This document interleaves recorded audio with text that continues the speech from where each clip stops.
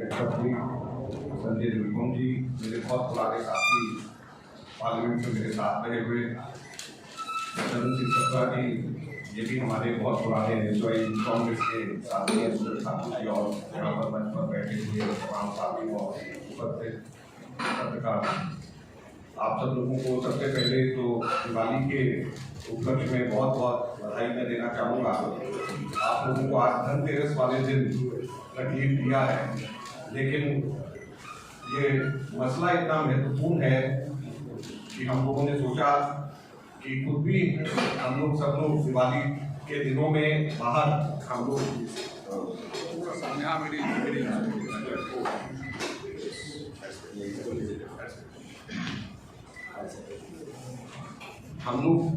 खुद भी दिवाली के दिनों में अपने अपने क्षेत्रों से बाहर निकल करके देश भर में कांग्रेस पार्टी ने तय किया है कि मनमोहन सिंह जी सरकार में उनकी कैबिनेट में जो मंत्री रहे हैं वो लोग पूरे देश भर में जाएं और देश भर में जाकर के एक बहुत महत्वपूर्ण असलियत सब लोगों के सामने इस वक्त बताने की जरूरत है, जिसको आप सब लोगों के बीच में साझा करने के लिए मैं आज यहाँ पर आया हूँ।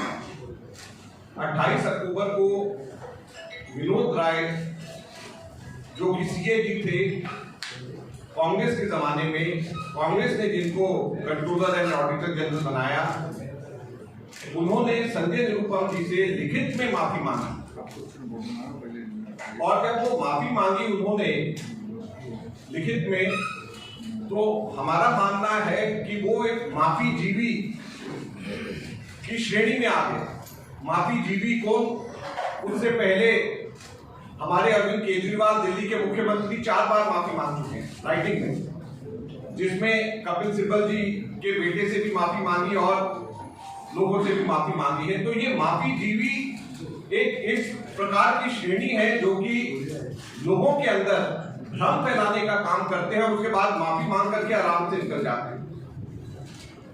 आज आप लोगों के बीच में हम लोग कहना चाहते हैं, हम लोग याद दिलाना चाहते हैं, और क्यों मनमोहन सिंह जी की सरकार के हम कैबिनेट मिनिस्टर यहाँ पे आकर के और देश के अलग अलग इलाकों में जाकर के हम कह रहे हैं, इसलिए कि हमें बहुत दुख और तकलीफ होता है कि झूठ के सहारे उस वक्त कांग्रेस की सरकार को बदनाम किया गया। आज 7 वर्ष हो गए हैं और उस झूठ को एक एक करके उसकी परत दर परत वो झूठ नीचे निकला। लॉस उन्होंने अपने सीएजी के अंदर बताया, तो ना केवल इनसे माफी मांगी बल्कि 2017 के 21 दिसंबर को ओपी सैनी जो स्पेशल कोर्ट इसका था उसके जजमेंट के अंदर उन्होंने, मैं कोट करना चाहूंगा, उन्होंने कहा absolutely no hesitation in holding that the prosecution has miserably failed to prove any charge against any of the accused made in this well choreographed charge sheet. Well choreographed charge sheet. और कोई भी charge prove करने में, ये साबित करने में कामयाब नहीं हो पाए हैं प्रोसिक्यूशन। और प्रोसिक्यूशन कौन थे? मैं अभी बता रहा था, ये स्पेशल पब्लिक प्रोसिक्यूटर बनाए गए थे, अपॉइंट करे गए थे सुप्रीम कोर्ट के कहने के ऊपर। तो ये भारत सरकार बेशक उस वक्त हमारी थी, लेकिन सुब्रमण्यम स्वामी ने कहा कि इसके लिए स्पेशल प्रोसिक्यूटर होना चाहिए और सुप्रीम कोर्ट अपॉइंट उसको करे। तो सुप्रीम कोर्ट ने स्पेशल पब्लिक प्रोसिक्यूटर उस वक्त अपॉइंट किया। इन्वेस्टिगेशन 2017 दिसंबर में अगर हुई तो जाहिर बात है कि भारतीय जनता पार्टी के समय पे इन्वेस्टिगेशन हुए और सुप्रीम कोर्ट के द्वारा अपॉइंट किया गया स्पेशल पब्लिक प्रोसिक्यूटर, और वापस जाकर के जो स्पेशल कोर्ट है उसको ये कहती है कि ये वेल कोरियोग्राफ चार्जशीट था जिसके अंदर कोई भी बेसिस नहीं था, कोई चार्ज प्रूफ नहीं हो सकता। यही नहीं, उससे पहले जेपीसी जो बना था, तो जेपीसी के सामने जो डायरेक्टर जनरल ऑडिट पीएनटी का जो कि इसका ऑडिट कर रहे थे, आरपी सिंह उनका नाम था, उन्होंने जेपीसी के सामने बकायदा ये बयान दिए हैं कि उन्होंने जब इसका ऑडिट करा तो उन्होंने ये पाया कि कोई भी एक्सचेकर को, करदाताओं को एक भी पैसे का नुकसान नहीं हुआ है इसके अंदर। लेकिन उस वक्त विनोद राय ने उनकी एक बात नहीं मान करके उनको ऑडिट से ही हटा दिया और किसी और को लगा करके इस प्रकार के निर्णय के अंदर आए, तो सोची समझी साजिश के तहत ही हुआ। लेकिन आज जब हम लोग ये बात आपको कह रहे हैं तो मैं आपको उस समय की बात 2011, 12, 13 के आसपास में ले जाना चाहता हूं। दिल्ली के अंदर, मैं दिल्ली से आता हूं, जंतर मंतर मेरी पार्लियामेंट कॉन्स्टिट्यूएंसी के अंदर पड़ता है, जहां पर मैं 10 वर्ष जहां से मैंने लोकसभा को रिप्रेजेंट किया। जंतर मंतर के ऊपर Anna Hazare movement, India against corruption का मूवमेंट इन्हीं विनोद राय के कहने के ऊपर हुआ था, जिसके अंदर वो ये कहते थे कि लोकपाल आएगा। और उसी मूवमेंट के अंदर, अन्ना हजारे मूवमेंट के अंदर, इस लोकपाल की मूवमेंट के अंदर किरण बेदी, जनरल वीके सिंह, अरविंद केजरीवाल, मनीष सिसोदिया, ये सबके सब लोग, स्वामी रामदेव, ये सबके सब लोग उसके अंदर शामिल। चाहे सीडब्ल्यूजी का मामला ले ले, चाहे 2G का मामला ले ले, चाहे कोल का मामला ले ले, सारे तो विनोद राय लेकर के आए थे। और अब ये सारी की सारी चीजें एक एक करके, अब जो है, जब वो 1.76 करोड़ का कहते थे कि इसमें घोटाला हुआ है, तो अभी कोर्ट ने, ओपी सैनी ने, अभी 21 दिसंबर 2017 को उन्होंने, ओपी सैनी ने कहा ना कि इसके अंदर कोई भी केस नहीं बनता। तो ये क्यों इस तरीके से अब हो रहा है? एकदम केसलेस है। आप जो ओपी सैनी का जो उनका वर्डिक्ट दिया, उसको आपने कोट किया, आपने सारी बातें की। मैं पूछना चाहता हूँ, क्या कांग्रेस, आप जो सारे लोग हैं जिससे आप देश से माफी मांगने की बात कर रहे हैं, क्या उनके खिलाफ क्रिमिनल कॉन्स्पिरेसी का केस दाखिल कर सकते हैं? देखिए, हम पॉलिटिकल पार्टी हैं और पॉलिटिकल पार्टी जमीन पे, पार्लियामेंट के अंदर, और अगर जरूरत पड़ेगी तो कोर्ट में, हर तरीके से हम लोग लड़ाई लड़ेंगे और हम लोग सच्चाई हम लोगों के सामने लेकर के आएंगे। जो आज यहाँ पे हम यहाँ पर आकर के प्रेस कॉन्फ्रेंस करके आप लोगों के सामने ये बात रख रहे हैं, ये शुरुआत है, ये अंत नहीं है, ये शुरुआत है। इसके बाद में जो भी पॉलिटिकल, क्योंकि ये लोकतंत्र की रक्षा का सवाल है, अगर लोकतंत्र के अंदर लोगों को गुमराह करके, ये इससे बड़ा लोकतंत्र के ऊपर हमला नहीं हो सकता कि लोगों की सोच को आप परिवर्तित करें, लोगों को झूठ करके, बोल करके गुमराह करें, और वो भी एक सुनियोजित तरीके से। अब लोकपाल के ऊपर ये लोग, अगर मान लीजिए इनके ऊपर भ्रष्टाचार हटाने का और ईमानदारी का इतना बड़ा इनका मकसद था, जैसा उस वक्त था, तो अब क्यों नहीं बोल रहे? जैसे मैंने आपको कहा, 1490 से 110 सिर्फ केसेस रहे, अब 30 साल रहे। डायरेक्टर प्रोसिक्यूशन नहीं, डायरेक्टर इंक्वायरी नहीं, उनको स्टाफ नहीं, 6 साल उनको लग गए, उनसे लोकपाल उनसे नहीं बना। तो ये सब जिनको सिर्फ कांग्रेस का करप्शन नजर आता था, जिनको सिर्फ कांग्रेस के समय पे लोकपाल को मांग करना जिनको आता था, और अब सबके सब भूल गए, तो अब वो लोग सब चुप क्यों?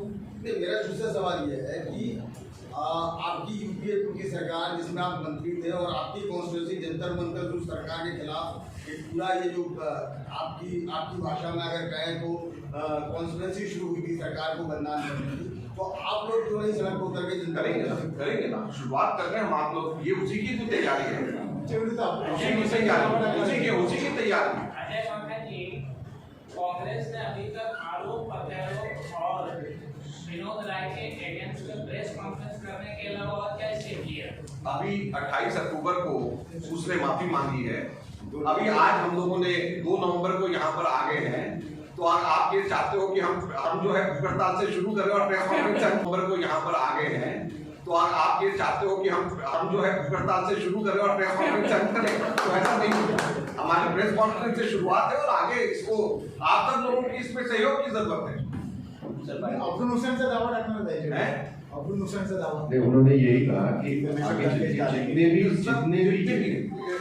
इसमें जो पॉलिटिकल जितने भी हमारे पास में औजार हैं, सबका हम लोग इस्तेमाल करेंगे, क्योंकि लोकतंत्र की रक्षा का सवाल।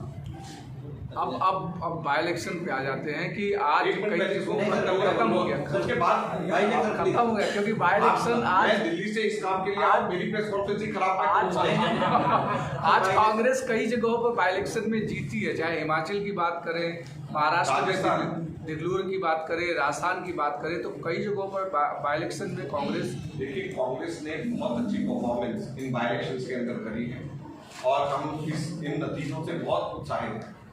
खास तौर के ऊपर जहां पर डायरेक्ट कांग्रेस और बीजेपी का आमने सामने मुकाबला रहा है, वहां पे कांग्रेस ने बहुत अच्छी परफॉर्मेंस की। आपने हिमाचल की जैसे अभी बात करी, हिमाचल के अंदर मंडी में और बाकी तीनों विधानसभा क्षेत्रों में हम लोगों ने अच्छा किया है।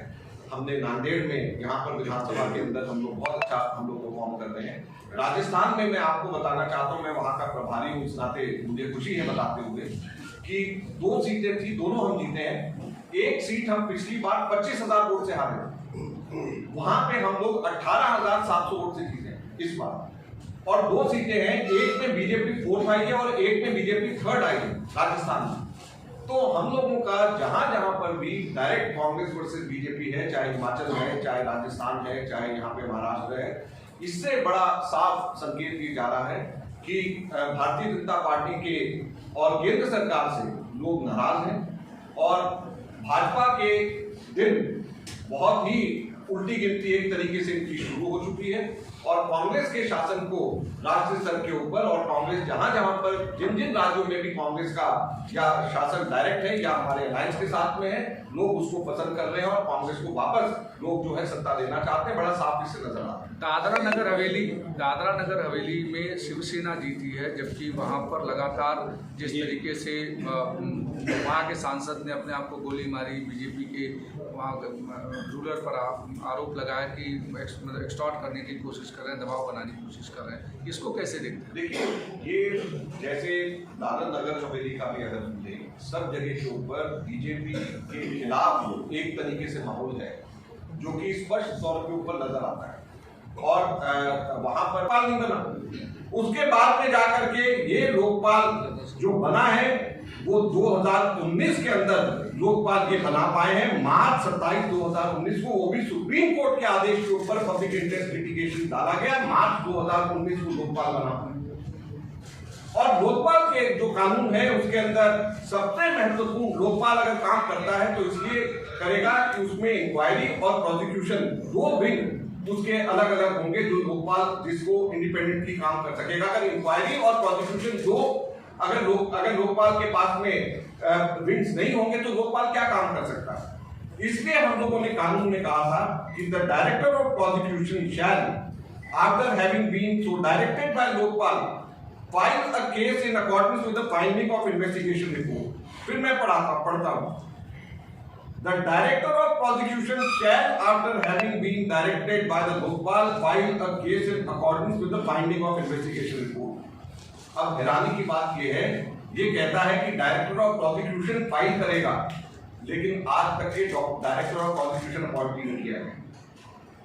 डायरेक्टर ऑफ प्रोसिक्यूशन अपॉइंट ही नहीं किया गया। ये 2021 हो गया है, 2014 का कानून बना हुआ। लोकपाल अपॉइंट भी 5 साल 6 साल लेट किया और अभी तक के डायरेक्टर ऑफ प्रोसिक्यूशन अपॉइंट नहीं किया।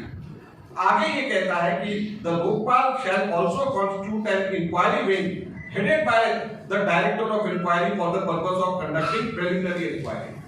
यानी लोकपाल प्रिलिमिनरी इंक्वायरी कंडक्ट करने के लिए डायरेक्टर ऑफ इंक्वायरी सेटअप करेगा। आप लोगों को जान करके ताज्जुब होगा कि अभी तक के डायरेक्टर ऑफ इंक्वायरी भी जो है सेटअप नहीं हुआ है। ये लोकपाल ने अभी 2 महीने पहले आरटीआई के जवाब में लोकपाल ने अभी 2 महीने 3 महीने पहले इस बात को कहा। तो हैरानी की बात यह है कि बनाए हुए इतने टाइम हो गया, director of prosecution, director of inquiry उसके अंदर अगर अपॉइंट नहीं करा जा रहा, उनको पूरे ढंग से उन लोगों को अगर स्टाफ नहीं दिया जा रहा, तो किस तरीके से वो लोग काम करेगा? और उसका नतीजा क्या हुआ कि जब पहले वर्ष 2019 के अंदर ये बना तो 19-20 में आए इनके पास में 1427 कंप्लेंट और अगले ही वर्ष वो घट करके सिर्फ 110 रह गए और इस वर्ष सिर्फ 30 कंप्लेंट आए। तो 1427 कंप्लेंट, 110 और इस वर्ष सिर्फ 30। तो जब लोकपाल फंक्शनल ही नहीं है, लोकपाल काम ही नहीं कर रहा, उसके ऊपर लोगों का भरोसा उठ गया, तो अब जाकर के ये सब के सब लोग क्यों इनके मुंह के ऊपर टेप चिपक गया है? क्यों अब ये लोग सबके सब लोग शोर नहीं मचा रहे? क्यों विनोद राय कुछ नहीं बोलते? क्यों आप किरण बेदी आकर करके उस वक्त हमारी सरकार जब हटाई गई तो अब ये लोग क्या कह रहे हैं? 25 जुलाई 2021 को, अभी इसी 25 जुलाई को गवर्नमेंट से ये पूछा गया, फाइनेंस मिनिस्टर से पूछा गया कि स्विस बैंक में कितना काला धन है। तो 25 जुलाई को रिटर्न रिप्लाई में पंकज चौधरी जो इनके एमओएस फाइनेंस है वो कहते हैं हमारे पास कोई हिसाब किताब नहीं है कि स्विस बैंक में कितना काला धन है, हमारी सरकार को मालूम नहीं है कि बात छोड़िए जब आएगा कैसे, जबकि इनको मालूम ही नहीं कि कहां पे कितना पैसा है। स्विस नेशनल बैंक ने अभी इसी वर्ष जुलाई के अंदर हर वर्ष वो निकालती है कि किन किन देशों के कौन कौन से नागरिकों के कितने पैसे हमारे पास में जमा है।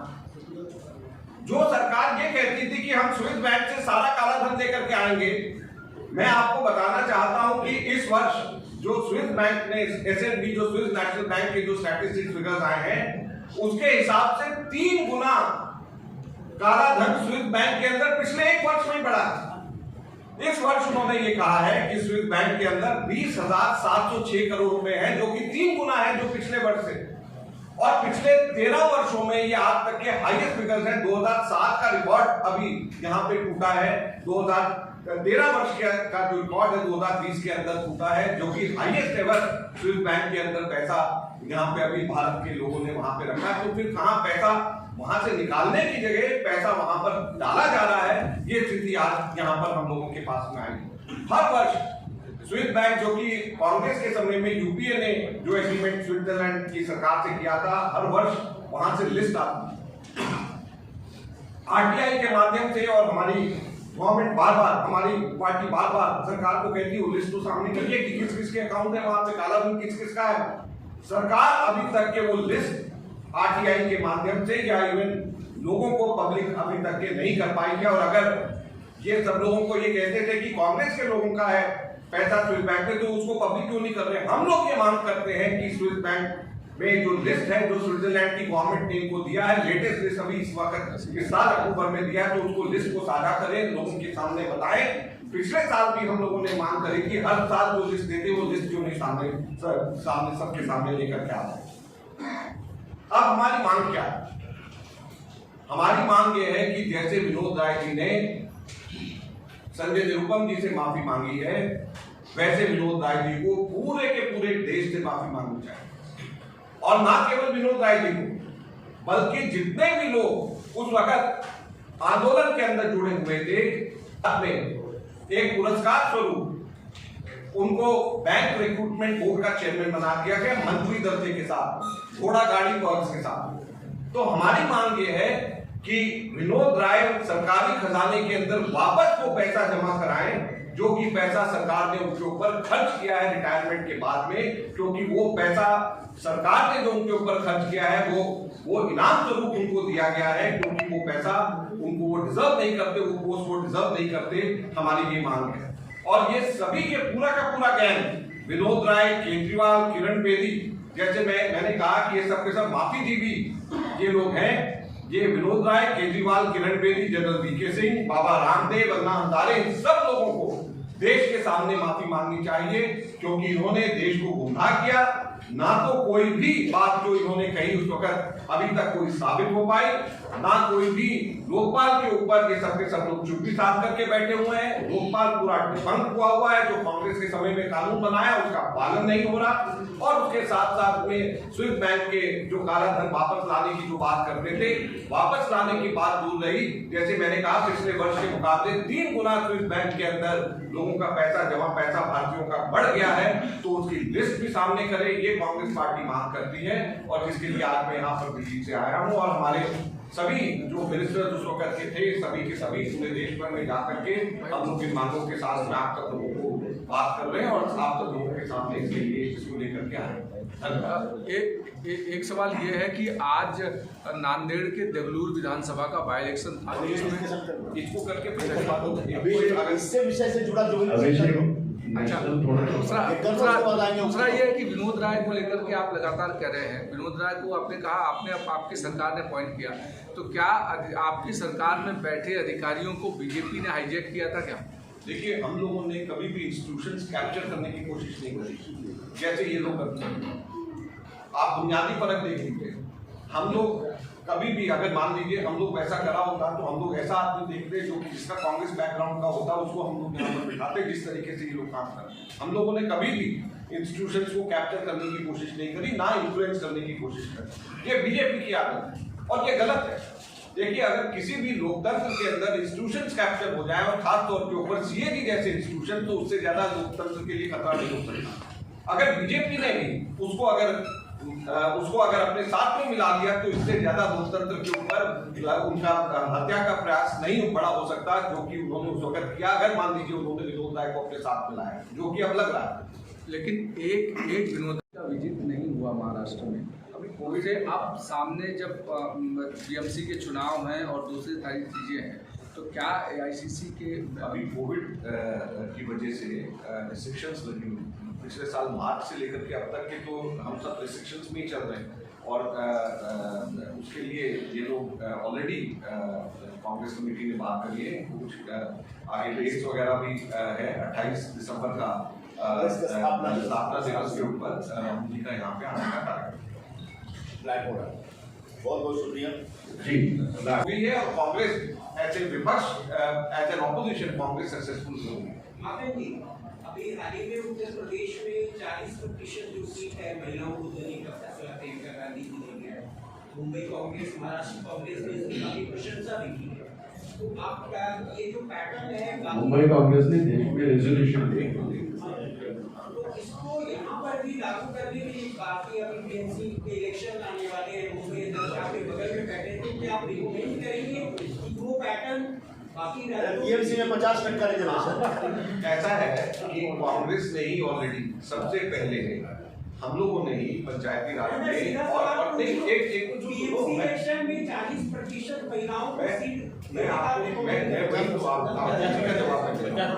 हम लोगों का हम ही लोगों ने 33% पहले और स्टेट्स के अंदर अलग अलग राज्यों में, जैसे मुंबई के अंदर कांग्रेस के समय में 50% का विमेन रिजर्वेशन और दिल्ली में भी जो है हमारा रिजर्वेशन, विमेन का रिजर्वेशन हम ही लोगों ने उस वक्त लोकल बॉडीज में हम लोगों ने करा है। तो इसमें ये प्रश्न कांग्रेस ने हमेशा से विमेन को और भागीदारी देने के लिए इतने प्रयास करे हैं, कहीं पे कभी किसी और पार्टी ने करा ही नहीं है। सर यूपी चुनाव की बात उन्होंने की, सलमान खुर्शीद का भी स्टेटमेंट आया है कि प्रियंका गांधी को सीएम कैंडिडेट का फेस करना चाहिए कांग्रेस की तरफ से। किस तरह से देखते हैं इस स्टेटमेंट को, कितना सहमत है? मैं यूपी का इंचार्ज नहीं हूँ, मैं राजस्थान का इंचार्ज ऐसा हूँ कौन- और आज मेरी प्रेस कॉन्फ्रेंस जो है वो इसी सिलसिले में है। लेकिन इसके ऊपर जो भी फैसला है प्रियंका जी उचित समय पे लेंगी, जो भी उनको फैसला लेना है वो लेंगे और आप सब लोगों को और उत्तर प्रदेश में बताएंगे। अरे मेरा एक सवाल है कि आप लोगों ने बीजेपी और केंद्र सरकार के खिलाफ ये सारे जो घोटाले कोरियोग्राफ की गए, जो आपका कहना है उसके खिलाफ कोर्ट का कहना है, कोर्ट की जजमेंट में आपने रास्ते पर सड़क पर उतरने का कोई प्रोग्राम शेड्यूल किया है? देखिए, या हमेशा अनिर्णय और अनिश्चय वाली जो स्थिति कांग्रेस में रहती है वैसे इस बार भी? देखिए आपको मैं एक चीज बताता हूँ, ये बिल्कुल गलत है और ये हमारे साथ अन्याय है कि जब आप बोलते हैं कि सड़क पर उतरने वाली बात को जो लेकर के आप बोलते हैं, अगर किसान आंदोलन की बात करें तो हमारे लीडर सड़क के ऊपर उतरते हैं, चाहे वो ट्रैक्टर रैली निकालने की बात हो, चाहे अरेस्ट होने की बात हो, उसके वो जो है अगर दलित पीड़न के खिलाफ में जाने की बात होती तो वो सबसे पहले वो उनको उतरते सड़क के ऊपर, उनको अरेस्ट किया जाता है। पेट्रोल और डीजल प्राइसेस के ऊपर पूरे देश भर के अंदर पेट्रोल पंप के ऊपर हमारे लोगों ने प्रदर्शन किया, महंगाई के खिलाफ हम लोग सड़क के ऊपर उतरे। तो कोई भी ऐसा मुद्दा नहीं है जिसमें